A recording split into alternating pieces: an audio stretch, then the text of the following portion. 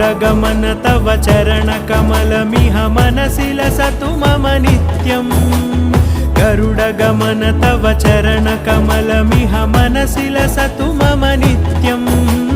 मनसि लसतु मम नित्यं मम तापमपाकुरु देव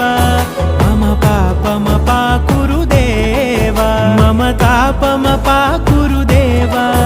मम पापमपाकुरु देव